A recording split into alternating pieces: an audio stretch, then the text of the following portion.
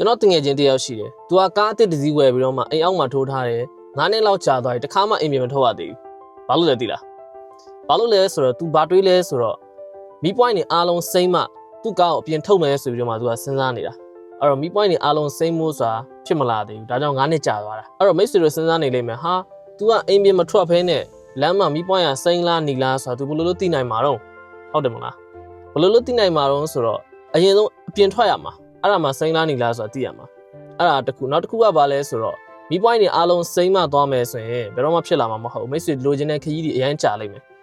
တလန်းနဲ့တလန်းစိမ့်ပြီးဆိုရင်အဲ့တလန်းအရင်သွားလိုက်အောင်နောက်တလန်းစိမ့်ပြီးဆိုရင်နောက်တလန်းအရင်သွားလိုက်အောင်အဲ့လိုသွားရင်းနဲ့မိတ်ဆွေရဲ့ခရီးတွေပိုပြီးမြန်လာလိမ့်မယ်ဒီဗီဒီယိုကြည့်နေတဲ့မိတ်ဆွေက TikTok မှာဗီဒီယိုရိုက်ချင်တယ် marketing တွေလုပ်ချင်တယ်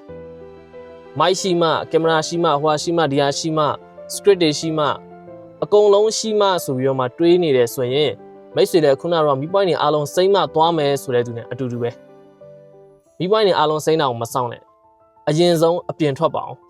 အပြင်ထွက်ပါအောင်ဆိုတာအရင်ဆုံးကင်မရာထောင်ပြီးတော့မှရိုက်ကြည့်ပါအောင်မတင်နဲ့ရတယ်အရင်ရိုက်ကြည့်ပါအောင်ဒီဗီဒီယိုကြည့်ပြီးတော့မှမိတ်ဆွေတို့ဘာသင်ခန်းစာတွေရလိုက်လဲ comment မှာရေးခဲ့ပေးပါ